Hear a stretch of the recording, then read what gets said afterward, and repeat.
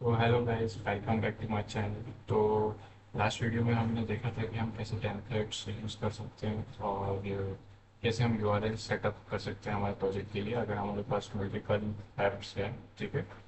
तो जैसा मैंने आपको बताया था कि हमारे पास अकाउंट्स का ऐप है, ऐप अंडरस्कोर प्रो हमने एक ऐप क्रिएट किया था। फिर जो हमारा मेन प्रोजेक्ट नेम वाला जो फोल्डर है उसके अंदर जो हमारी यूआरएल्स की फाइल थी उसके अंदर हमने इन दोनों ऐप्स को रजिस्टर करवाया था, इन दोनों ऐप्स की यूआरएल्स को। ठीक है। तो ये दोनों इनकी यूआरएल्स है। ठीक है। ऐप टू के अंदर हमने कुछ नहीं रखा है अभी, और अकाउंट्स वाले के अंदर हमारा एक होम वाला यूआरएल है। ठीक है। तो यहाँ तक हमने देखा था। अभी हम थोड़ा और टेम्पलेट्स में जाते हैं कि टेम्पलेट्स को हम कैसे यूज़ कर सकते हैं। तो अभी इसे हमारे पास सिर्फ अकाउंट्स के अंदर टेम्पलेट्स है, सेम एज इट इज़ हमारा ऐप टू के अंदर भी बनेगा।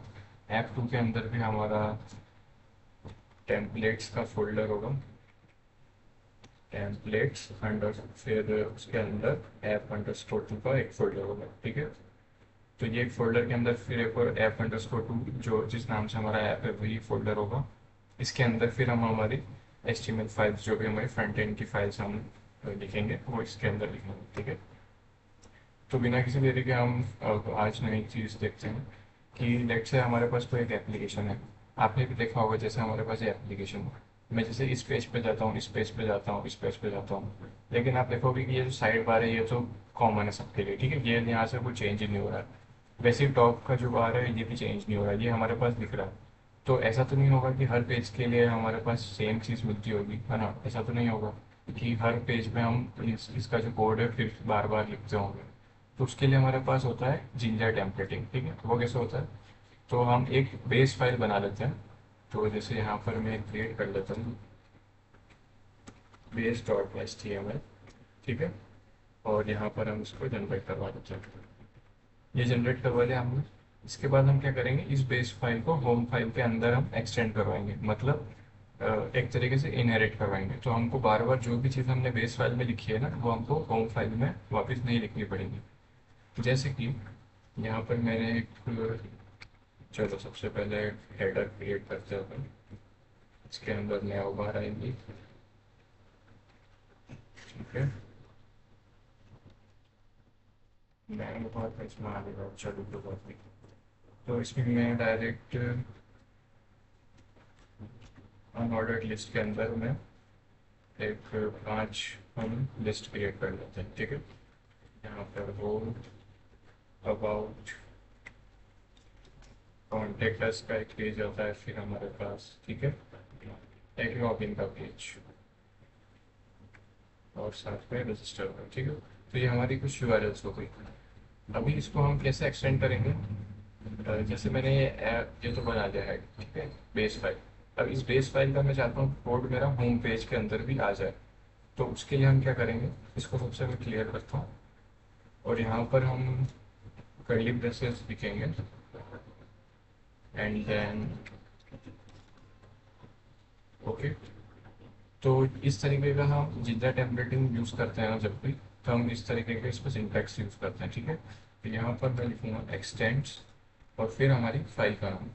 तो हमारी फाइल कहाँ पर है? अकाउंट्स के अंदर base.html। अकाउंट्स में लिखा है क्योंकि हमारे दो ऐप्स हमने अभी क्रिएट करे, तो अकाउंट्स वाला हमको यहाँ पर स्पेसिफाई करना पड़ेगा। जैसे कि हमने व्यूज़ के अंदर लिखा था account/home.html। देखा? सिमिलरली हम होम फाइल के अंदर भी account/base.html लिखेंगे। एक्सटेंड जैसे किया तो इसका कोड हमारा पूरा यहाँ पर आ गया।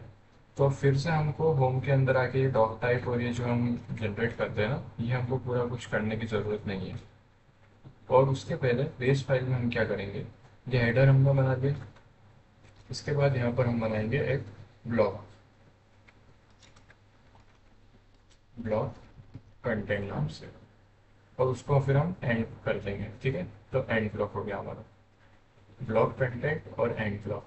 तो जो भी हमारी चीज़ें आएगी ना वो हम इस ब्लॉक के अंदर हम इसमें ऐड करवा सकते हैं डायनेमिकली, और वो हम होम के अंदर कर पाएंगे। तो यहाँ पर मैं सबसे पहले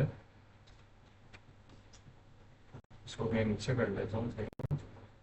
यहाँ पर उस ब्लॉक को ओपन करेंगे अपन, कौन से ब्लॉक को? जो हमने बनाया है कंटेंट वाला, उसी ब्लॉक का नाम यहाँ पर रखूँगा मैं, और सेम सिंटैक्स ब्लॉक के साथ। और इसके साथ में नीचे यहाँ पर मैं इसको एंड ब्लॉक कर देता हूँ।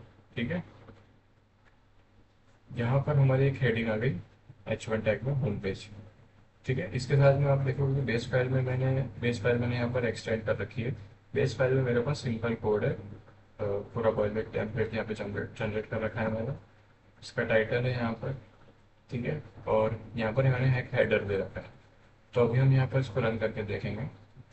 वन मोर थिंग, जब हम रन कर रहे हैं तो मेक श्योर कि आपका जो वर्चुअल एनवायरनमेंट वो एक्टिवेट रहे, तो अभी हमारा एक्टिवेट नहीं है। तो यहाँ पर मैं .env/scripts/activate।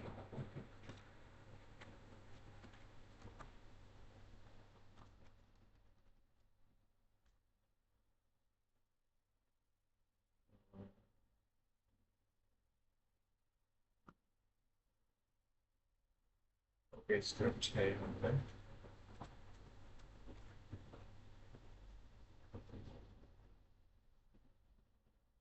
ये ओपन करेंगे।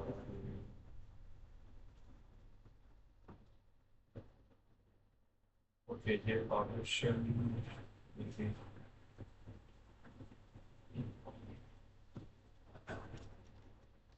ठीक है, इसने हमारा डायरेक्टली ओपन कर दिया। बट जब भी आप मेक श्योर जब भी आप स्टार्ट करो ना रन सर्वर, उससे पहले आपका वर्चुअल एनवायरनमेंट जो हमने क्रिएट किया था वो यहाँ पर एक्टिवेट कर दो। ठीक है, तो अभी मैं यहाँ पर डायरेक्ट कमांड लिखता हूँ, पाइथन -py रन सर्वर, जो हमारी सर्वर रन करने की कमांड थी। क्या बताया, नो सच फाइल और डायरेक्टरी। ओके, तो अभी हम जेंगो ट्यूटोरियल के अंदर है। ठीक है, सबसे पहले हमको इस फाइल के अंदर आना पड़ेगा, प्रोजेक्ट फोल्डर के अंदर, और फिर यहाँ पर हम पाइथन -py रन सर्वर करेंगे। तो लास्ट टाइम वो इसीलिए बता रहा था कि हमारे जो वर्चुअल एनवायरनमेंट था रन नहीं हुआ। सर घंटा स्किप करूँगा, तो हमारा जो है वो सर्वर यहाँ ब्राउजर में ओपन हो गया है। ठीक है, अभी हमारा होम पेज कहाँ था, अकाउंट्स वाले के अंदर मैंने लिखा /account/home। तो अभी आप देखोगे कि मेरे होम पेज में तो मैंने ये कोड नहीं लिखा था नेव बार का, बट यहाँ पे मुझे शो हो गया है। तो ये इसलिए हुआ है क्योंकि हमने इसको एक्सटेंड किया था, राइट। इसलिए यहाँ पर हमको होम पेज का दिख गया। अब सिमिलरली एक और हम यहाँ पर व्यू क्रिएट करते हैं। चलो, एक अबाउट वाला पेज है, हम क्रिएट कर लेते हैं। ठीक है, और यहाँ पर about.html, ये जो हमारा होम फाइल है, और मैं यहाँ पर एक और क्रिएट करता हूँ about.html। देन सिमिलर प्रोसेस यहाँ पर भी हम करेंगे एक्सटेंड्स account/base.html। देन यहाँ पर हमारा ब्लॉक आ जाएगा, ब्लॉक कंटेंट और एंड ब्लॉक, और साथ में हमारा अबाउट पेज। ठीक है, नेक्स्ट थिंग हम क्या करेंगे, यहाँ पर अभी हमने ऐड कर दिया, और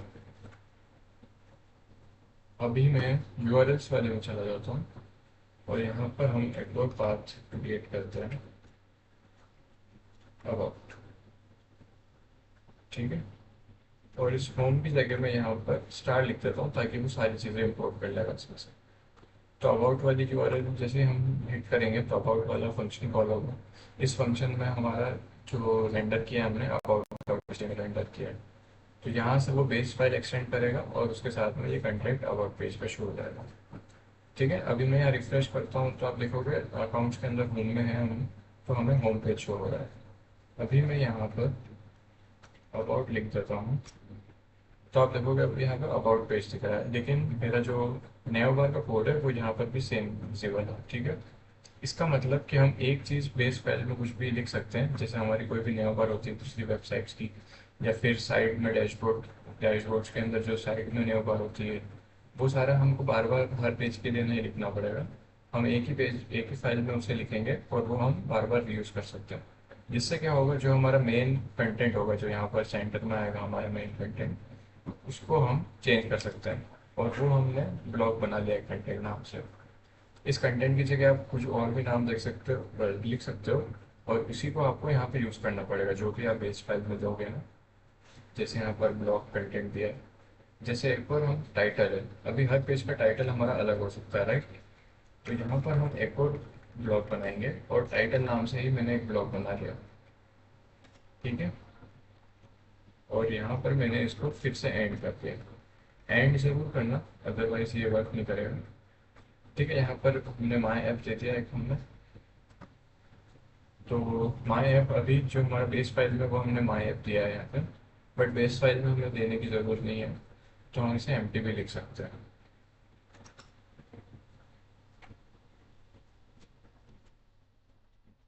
सजेशन बहुत आ रहा है, इसको मैं कर दूंगा। तो ब्लॉक टाइटल और एंड ब्लॉक कर दिया हमने यहाँ पर। एंड ब्लॉक करते टाइम हमें बार बार ब्लॉक का जो नाम दिया था वो हमें एंड ब्लॉक में नहीं देना पड़ता है, ठीक है। तो अब इस ब्लॉक को हम यूज़ करेंगे, तो इससे मैं यहीं से डायरेक्टली कॉपी कर लेता हूँ और हम जाएंगे अब हमारे अबाउट वाले पेज में।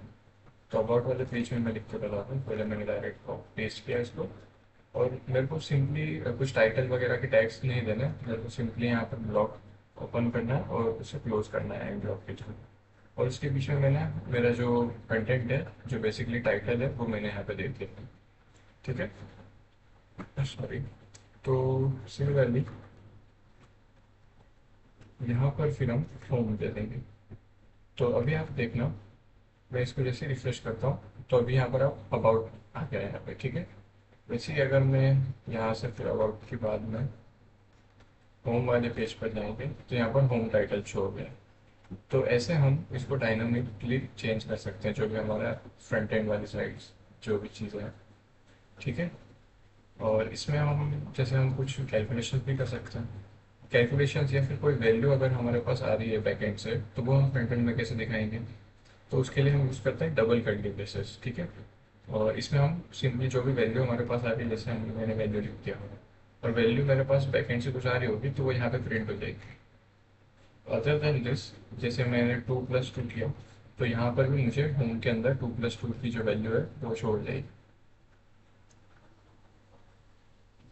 ओके सॉरी, इन कैरेक्टर। और ओके, मे बी ये इस तरीके से वर्क नहीं करता है, इसमें कुछ तो मिस हो रहा है। सो ये मैं आपको आगे वाली वीडियोस में कवर करते हैं कि इसको कैसे हम यूज़ करेंगे, ठीक है। तो आज हमने देखा कि टेम्पलेट्स हम कैसे यूज़ कर सकते हैं, और ऐसे छोटी छोटी वीडियोस में हम इसको पूरा जेंगो जो है हम इसको कंप्लीट करने वाले हैं। इसमें हमें एक और चीज़ आपको बता देता हूँ। जैसे हमारा होम पेज है, अभी नेट से मेरे को बैकएंड से कुछ वैल्यूज़ भेजनी है उसमें, तो हम इसमें क्या कुछ ऐसे पास कर सकते हैं। तो हमारा टेम्पलेट जो रेंडर वाला है इस फंक्शन, इसके अंदर हमें यहाँ पर कॉमा ऐड करके हमें डिक्शनरी में वैल्यूज़ भेजनी है, ठीक है। डिक्शनरीज में हमारे पास की होती है और उसके आगे हमारा नाम होता है। तो यहाँ पर मैंने दे दिया my Django project, this is my Django project, okay. Similarly इसमें कॉमा ऐड करके मैं और भी वैल्यूज ले सकता हूँ, जैसे सीरियल नंबर मैंने यहाँ पर दे दिया, जैसे कि हमारा वीडियो सीरियल नंबर जैसे अभी 2 है, तो सेकंड वीडियो आ रही है, ठीक है। तो यहाँ पर मैंने कॉमा ऐड करके डिक्शनरी में हमें जो भी वैल्यूज हमें बैकएंड से देनी है तो हम यहाँ से दे सकते हैं। जैसे मैंने यहाँ पे नेम और सीरियल नंबर दो दे दी। अब मैं होम फाइल में आऊँगा और मुझे अगर वो वैल्यूज यूज़ करनी है तो मैं यहाँ पर सिंपली डबल कर्ली ब्रेसेस और जो हमारी कीज़ का नाम था नेम और सीरियल नंबर, ठीक है। अभी मैं इसे रिफ्रेश करता हूँ तो हमारी वैल्यू मुझे यहाँ शो नहीं हो रही है किधर। ओके, तो ये हमने बाहर दे रखी है, हमें क्या करना होगा, हमें ब्लॉक के अंदर इसे वैल्यूज को पास करना है, ठीक है। और यहाँ पर हम इन्हें पास करेंगे। तो अभी मैं यहाँ पे फिर से रिफ्रेश करता हूँ, तो अभी आप देखोगे कि this is my Django project और यहाँ पर 2 लिखा हुआ आ गया, जो कि हमने वैल्यूज यहाँ पर पास करी थी, दिस इज माई प्रोजेक्ट और 2, ठीक है। सिमिलरली अगर जैसे अभी इसमें अगर हमें कुछ स्टाइलिंग वगैरह करनी है तो इसके साथ में हम normal B R tags use कर सकते हैं। तो इस फाइल के अंदर हमें पूरा HTML का जो कोड है वो नहीं लिखना होगा बॉयलर प्लेट के साथ में। हम नॉर्मली यहाँ पे जो सिंपल टैग्स हम यूज़ कर सकते हैं वो इसके साथ में यूज़ कर पाएंगे, ठीक है। तो यहाँ पर मैं फिर से रिफ्रेश करता हूँ तो अभी 2 यहाँ पर आ गया है, यहाँ अब आपको अगर क्लियर दिख रहा होगा, ठीक है। इसमें मैं तो बी आर डाल देता हूँ, ठीक है। नेक्स्ट थिंग मैं आपको बता रहा था 2+2 का, तो मे बी यहाँ पर ट्राई करते हैं क्योंकि वो शायद ब्लॉक के बाहर था। नहीं, ब्लॉक के बाहर नहीं है, तो 2+2 आई थिंक इस तरीके से वर्क नहीं करता है। सो ये मैं आपको एक बार कंफर्म करके क्लियर करते हैं, ठीक है। मे बी स्ट्रिंग या कुछ इसका इशू होगा, तो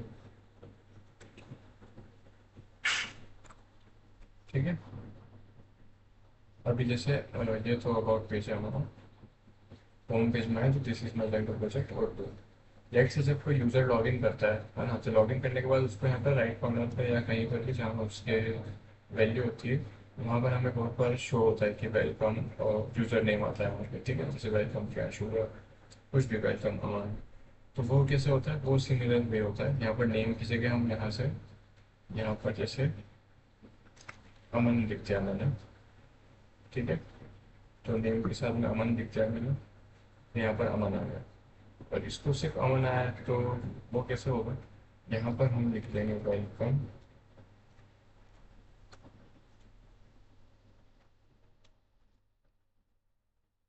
ठीक है,